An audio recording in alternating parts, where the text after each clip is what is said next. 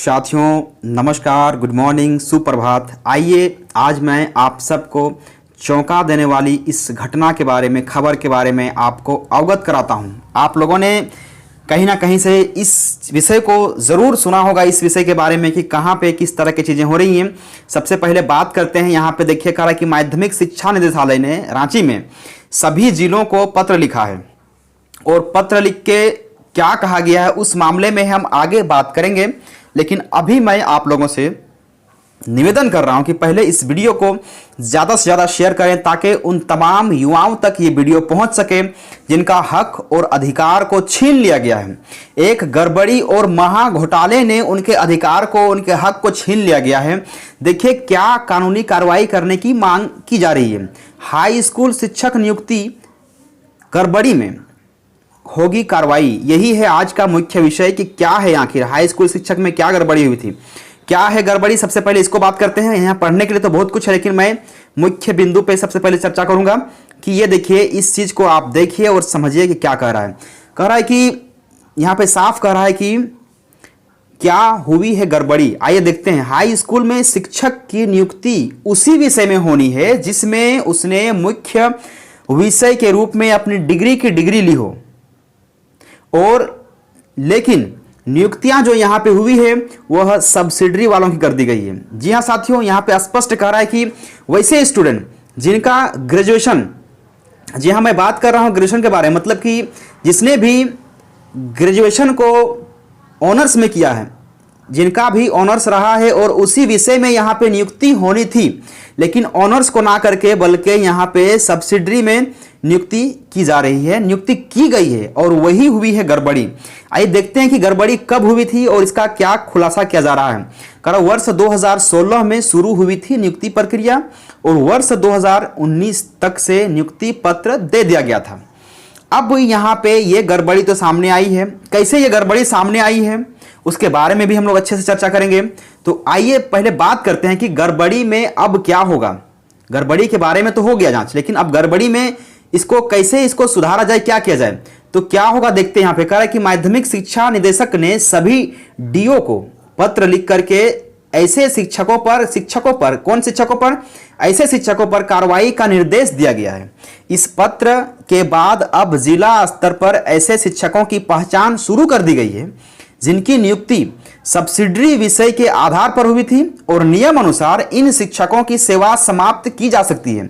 क्योंकि साफ साफ एक ही बात कहा जा रहा है कि जिसने भी हाई स्कूल में शिक्षक की बहाली को लेकर के प्रक्रिया शुरू कराई थी उसमें ऑनर्स विषय के बारे में बात कहा गया था उसका नोटिफिकेशन में, लेकिन नोटिफिकेशन को इग्नोर करते हुए सब्सिडरी विषय पे जितने भी स्टूडेंट हैं, जैसे कि मान लेते हैं कि किसी का ऑनर्स ज्योग्राफी रहा है लेकिन ज्योग्राफी में सीट नहीं होने के कारण अगर मान लेते हैं उसका सब्सिडरी विषय पॉलिटिकल साइंस रहा है तो पॉलिटिकल साइंस में भी उसकी नियुक्ति करा दी गई है। मतलब सब्सिडरी में आपका जो अपना ऑनर्स है उस ऑनर्स पेपर को ना करवा के बल्कि सब्सिडरी में करवा दी गई है और उसी पे यहाँ पे जांच बैठेगा, उसी की कार्रवाई की मांग की जा रही है।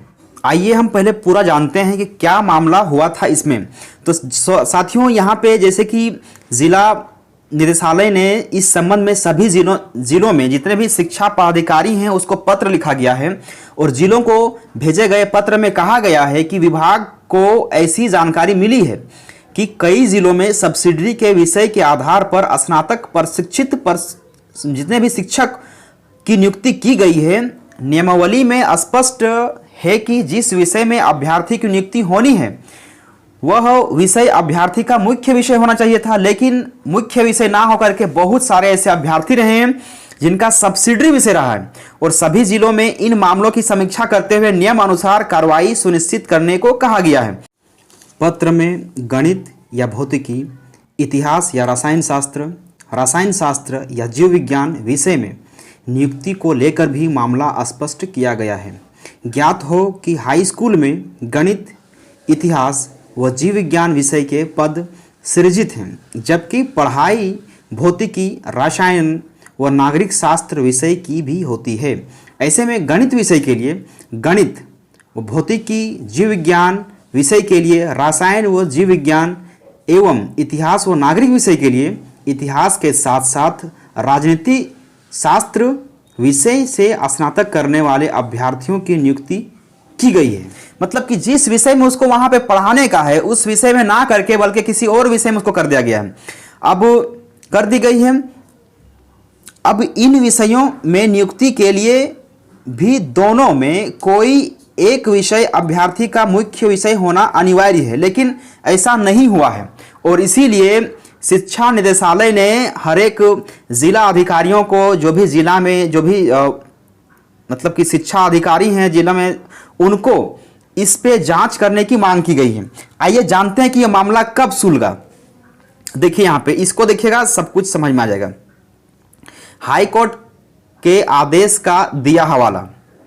क्या कहा गया है कि माध्यमिक शिक्षा निदेशालय के पत्र में हाई कोर्ट के आदेश का जिक्र है। कुछ अभ्यर्थियों ने इस मामले में हाई कोर्ट में याचिका दाखिल की थी और इसमें कहा गया था कि कुछ विषय की नियुक्ति नियम विरुद्ध की गई है। याचिका की सुनवाई के बाद अभ्यर्थियों को 2 सप्ताह में सरकार के समक्ष अपना पत्र रखने को कहा गया था।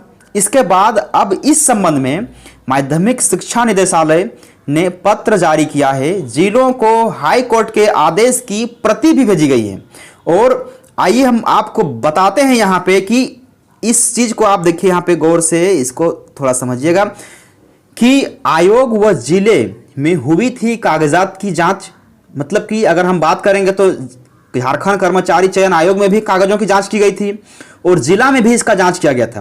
राज्य में हाई स्कूल में लगभग 17,000 शिक्षकों की नियुक्ति, बिल्कुल बहुत बड़ा मात्रा में, भारी मात्रा में यहां बात कर रहा है कि 17,000 बहाली का बात कर रहा है कि 17,000 बहाली की मांग की गई थी। ठीक है, अब झारखंड कर्मचारी चयन आयोग ने परीक्षा ली थी।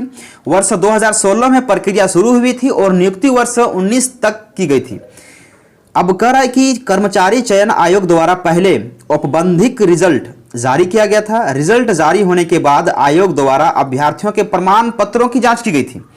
इसमें नियुक्ति को लेकर के तय प्रावधान के अनुरूप अभ्यर्थियों का प्रमाण पत्र भी देखा गया था। जांच के बाद आयोग द्वारा फाइनल रिजल्ट जारी किया गया था। आयोग की अनुशंसा के बाद जिलों में भी नियुक्ति के पूर्व अभ्यर्थियों की काउंसलिंग की गई थी। अब जिला में नियुक्ति के प्रावधान और प्रमाण पत्रों की जांच की जाती है, तो ऐसे में जांच हुई तो आखिर कहां गया, जांच आखिर क्यों ढंग से किया गया? जिस समय गड़बड़ी हुई उस समय इसका जांच क्यों नहीं किया गया था, इसका अनुपालन क्यों नहीं किया गया था?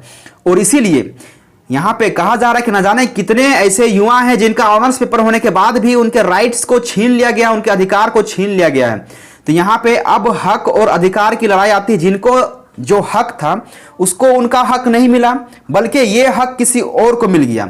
इसीलिए यहाँ पे लगातार युवाओं के द्वारा भी याचिका दायर किया गया है और इस पे शिक्षा निदेशालय ने भी कह दिया है कि इस पे जांच की मांग की जाए, इस पे तुरंत कानूनी कार्रवाई की जाए और जो नियम अनुसार शिक्षकों की सेवा समाप्त की जा सकती है उन शिक्षकों की सेवा को समाप्त किया जाए। क्योंकि किसी भी तरह से यहाँ पे जो भी नोटिफिकेशन निकाला गया था, जो भी विज्ञापन दिया गया था, तो उस विज्ञापन का पालन नहीं किया गया है, बल्कि विज्ञापन को इग्नोर करते हुए यहाँ पे बहाली दी गई है। तो ऐसे में ये बहुत बड़ा घोटाला सामने आ रहा है हम सबके सामने। ये बहुत बड़ी गड़बड़ी है साथियों।